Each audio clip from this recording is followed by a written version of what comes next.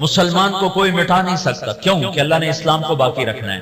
جب اسلام باقی رہے گا کب؟ جب مسلمان ہوگا.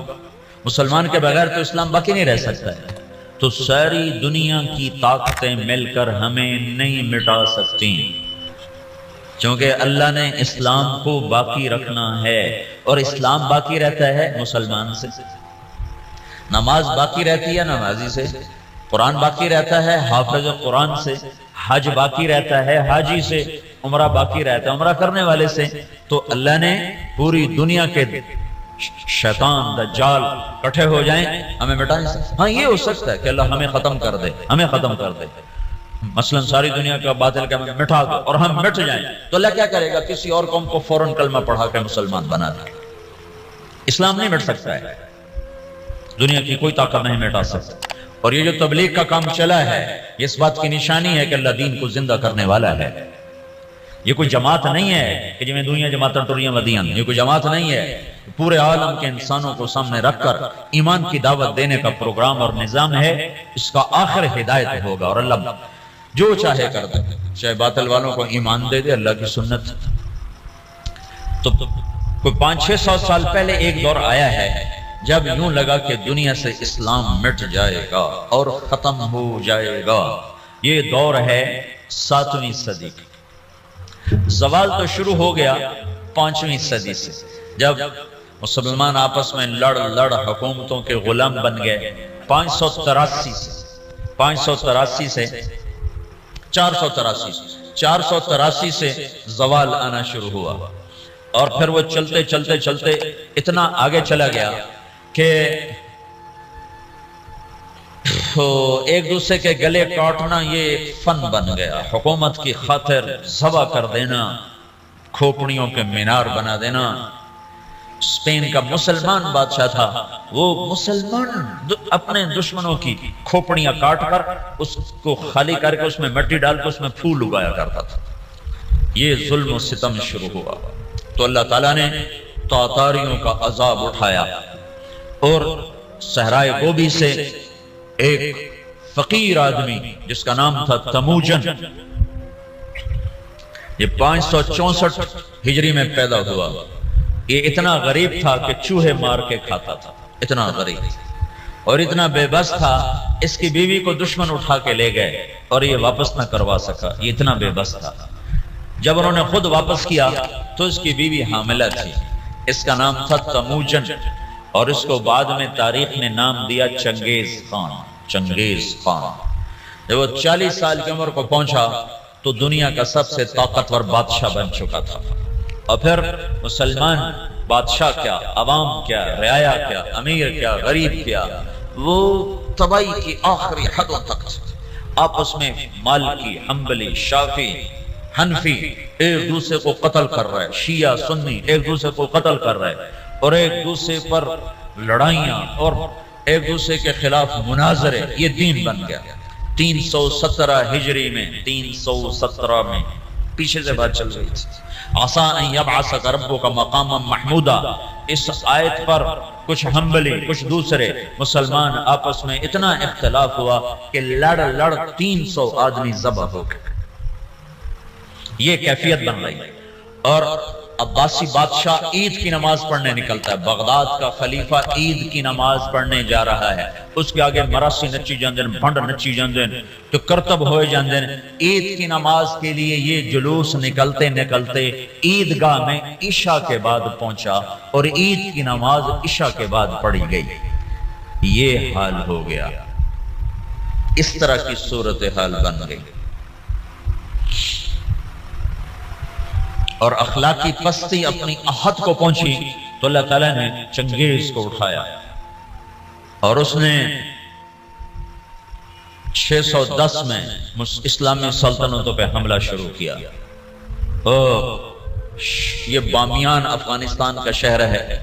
یہاں اس کا ایک بیٹا چغتائی اس کا بیٹا قتل ہو گیا، یعنی اس کا پوتا قتل ہوا. تو جب بامیان فتح ہوا تو اس نے حکم دیا کہ کتے بلے بھی ذبح کر دیے گئے. عورتوں کے پیٹ چاک کر کے اس میں سے بچے نکال کے وہ ذبح کر دیے. ایک انسان تو انسان ہے، جانور گائے بھینس کی ذبح کر دی تو ایک عذاب بن کے نکلا. کہ مسلمان آپس میں لڑ عقل ہی نہیں آ رہی تھی ان کو کہ ہماری تباہی کے بادل چھائے ہوئے ہیں، اور وہ ایک دوسرے کو گلے کاٹنے پر اس پر ہی جی میں آج ہویا جانا۔ جب قومیں سوتی ہیں تو پھر ڈھول انہیں نہیں اٹھاتے، دھماکے انہیں نہیں اٹھاتے، پھر موت ہی انہیں اٹھاتی ہے۔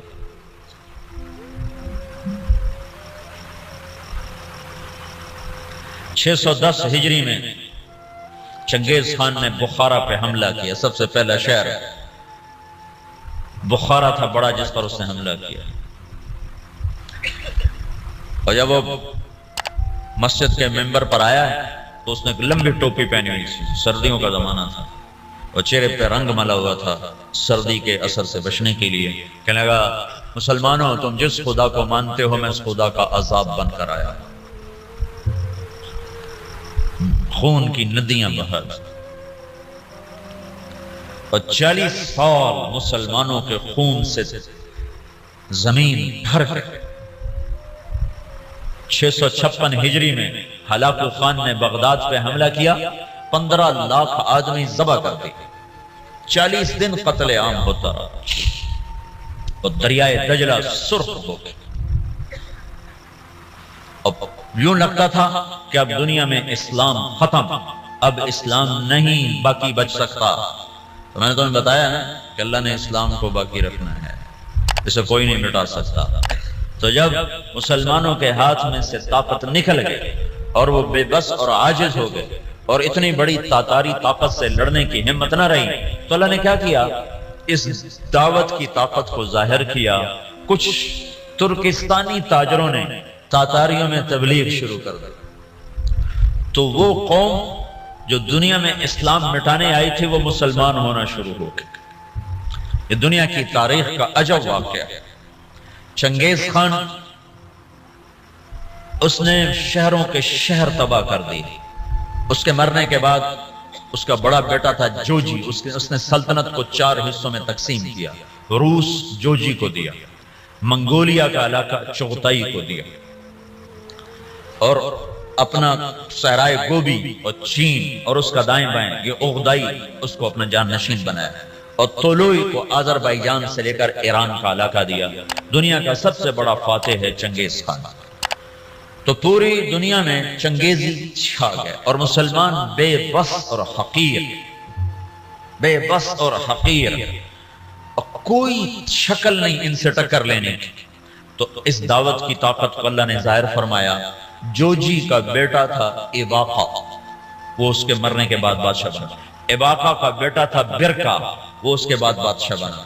اس کے دوران دعوت کا کام شروع ہو گیا تاتاریوں میں، تاتاری عوام مسلمان ہونا شروع ہوئے۔ اس سے دعوت چلتے چلتے برکا خان کا ایک وزیر مسلمان ہوا۔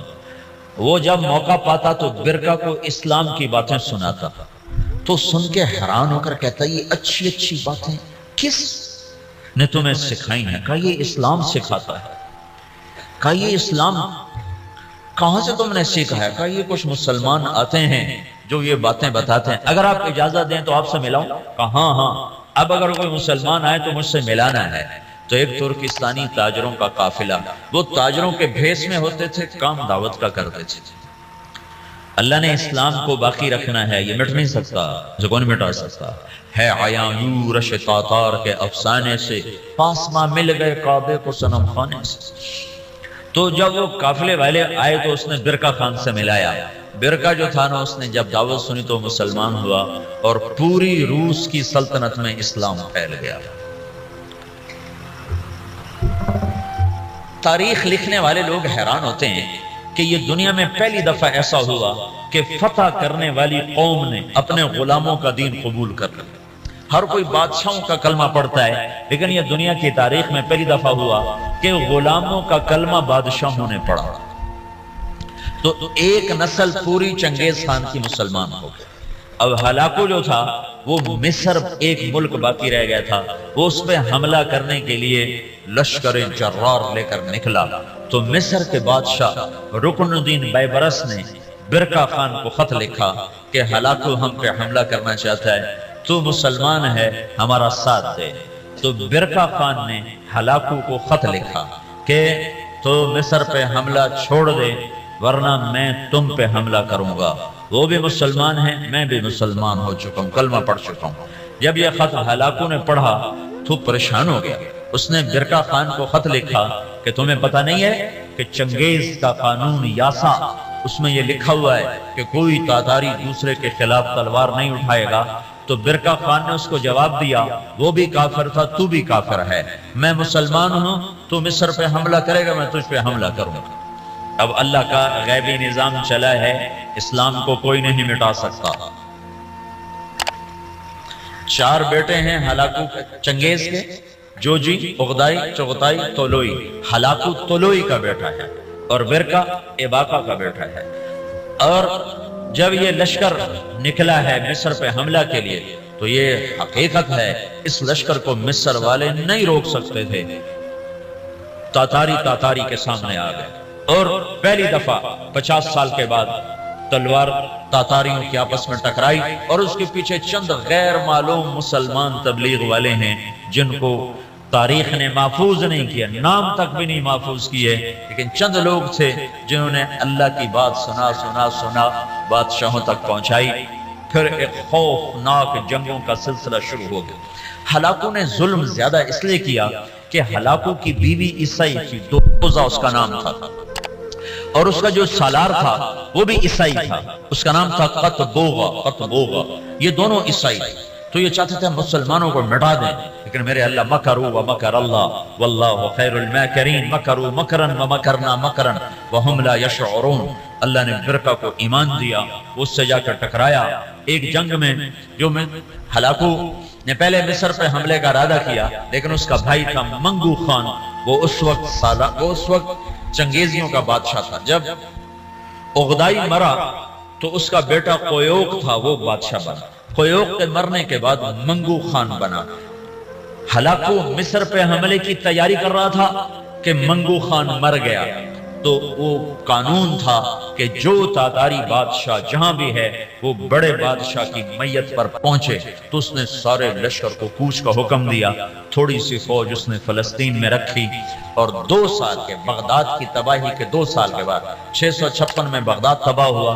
658 میں رکن بیبرس نے قطبوغا پہ حملہ کیا اور وہ زندہ گرفتار ہوا۔ پھر انہوں نے اس کی بوٹی بوٹی کر کے اس کو پھینک دیا۔ پھر ہلاکو لاؤ لشکر لے کے مصر پہ چڑھا ہے، تو برقع خان آگے آیا۔ یہ دونوں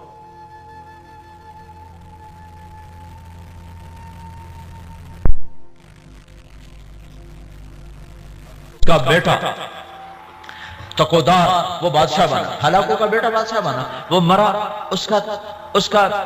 اس کا پوتا ارغوان وہ بادشاہ بنا، تو وہ عیسائی ہو گیا۔ اس نے اپنا نام رکھا نکوپولس، لیکن تھوڑے دنوں کے بعد کہنے ترائے خدا کیا چکر ہے، ترائے خدا، عیسائیوں کے 3 خدا ہوتے ہیں، کہ ترائے خدا بھی ہو یا جو میرا خدا تھا ہی کوئی ہوتا ہے، تو وہ مسلمان ہو گیا اور اس نے اپنا نام احمد رکھا۔ احمد وہ ہلاکو جس نے کہا تھا دنیا سے اسلام مٹا دوں گا، اس کا پوتا لا الہ الا اللہ کے نعرے لگا رہا تھا۔ اس کے پیچھے کوئی تلوار نہیں ہے، تلوار تو مسلمانوں دے ہاتھ اجرائی کوئی نہیں گئی، زنگ لگ گیا تھا تلواروں کو، زوال شدہ قومیں کہاں لڑ سکتی ہیں۔ تو اللہ نے کیا کیا، اسلام کو باقی رکھنا ہے تو جس قوم میں طاقت ہے انہوں نے کوئی کلمہ پڑھا دی۔ تو اب برقع خان کی اولاد مسلمان، یعنی جوجی کی اولاد مسلمان ہو گئی، اور ادھر طولوئی کی اولاد مسلمان ہو گئی، ادھر چغتائی رہ گیا جو منگولیا کا بادشاہ بنا تھا، اس کا پڑپوتا تیمور تغلق، وہ مولانا جلال الدین رحمت اللہ علیہ ایک بڑے عالم ہیں، ان سے اس کی ملاقات ہوتی، وہ اس کو ایمان کی دعوت دیتے ہیں، وہ ان سے متاثر ہوتا ہے، ان سے کہتا ہے کہ ابھی تو میں ولی العہد ہوں، جب میں بادشاہ بن جاؤں پھر میرے پاس آنا، پھر میں تمہاری بات سنوں۔ اس کے بادشاہ بننے سے پہلے جلال الدین کا انتقال ہو گیا۔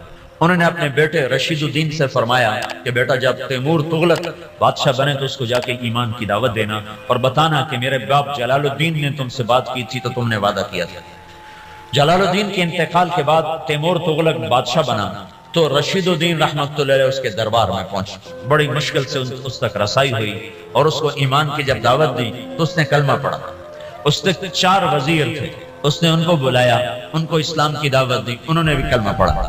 اس کا سالار تھا، سپہ سالار، اس نے اس کو بلایا، کہا اس کو ایمان کی دعوت دی، تو اس کے سپہ سالار نے کہا کہ میں تو ایک شرط لگاتا ہوں کہ یہ میرے غلام سے کشتی کرے، اگر اس کو گرا دے تو پھر میں مسلمان ہوتا ہوں، ورنہ نہیں۔ اس کے غلام کا نام تھا جراش۔ وہ کیسا غلام تھا؟ وہ 5 سال کا جوان اونٹ بیٹھا ہوا، اس کو دونوں ہاتھوں پہ یوں اٹھا لیتے تھے۔ اساڑے کو بستر نہیں چاہے جانا، سلیپنگ بیگ تو پورا اٹھا ہی چاہ لیں گے ایڈی بلان۔ تو بادشاہ نے کہا تیمور نے کہ یہ کیا بات ہوئی، تیرا غلام ہاتھی اے شدہ چڑی ورگا اے کشتی کے ہی ہو، بھائی تو دلیل کی بات سن کا، میں دلیلہ کو نہیں جانتا، میں صرف لڑائی جاننا، یہ میرے غلام کو ہرا دے میں کلمہ پڑھ لوں گا۔ تو رشید الدین رحمت اللہ نے کہا جی میں انشاءاللہ اس سے کشتی کروں گا۔ تو انہوں نے رات کو اپنے رب سے بات کی، مولا ہن تیری مرضی مروانا ہی مروا چاہ، جنہوں نے کلمہ پڑھوانا ہی تو میں نے جتا چاہ۔ یہ سارے واقعات جو میں آپ کو بتا رہا ہوں یہ عیسائی مورخین کی کتابوں سے بتا رہا ہوں، اگر کسی مسلمان دی کتاب ہوندی تو لوگا کھڑا ہمیں ودا کے گلاں دسی جاندے ہیں۔ یہ میں آپ کو سارے واقعات عیسائی تاریخ دانوں کی کتابوں سے بتا رہا ہوں، جو لکھتے ہوئے خود حیران ہوتے ہیں کہ پتہ نہیں کی چکر ہے، اسلام میں کیا جادو ہے کہ جو طاقتور کو جھکا دے۔ ہسٹری آف اسلام میں کتاب ہے، میں اس سے آپ کو یہ سارا قصہ سنا رہا ہوں۔ وہ بہت بڑا مورخ تھا سر تھامس، تو یہ تاتاریوں کی تاریخ لکھتا کہتا ہے سمجھ میں نہیں آتا کہ یہ کیسے ہو گیا کہ بادشاہوں نے رعایا کا دین قبول کر لیا، یہ کیا سچائی ہے اسلام کی۔ اس نے کہا جی میں لڑوں گا۔ اگلے دن سورا شہر کٹھا اور رشید الدین چڑی ورگا وہ ہاتھی ورگا سارے آکھن لگے ماڑ کو ہونے ماریا جاؤں۔ تو جب وہ آمنے سامنے ہوئے وہ ہنستا ہوا اور کہہ کے لگاتا ہوا آ رہا، اس قریب ہوا ان کو پکڑنے کے لیے، انہیں آگے بڑھ کے صرف اس کے سینے پر یوں ہلکا سا مکہ مارا، اللہ یوں کہا اللہ، تو وہ جراش 3 کلا بازیاں کھا کے گرا، تو ڈھے کے تو بے ہوش ہو گئے۔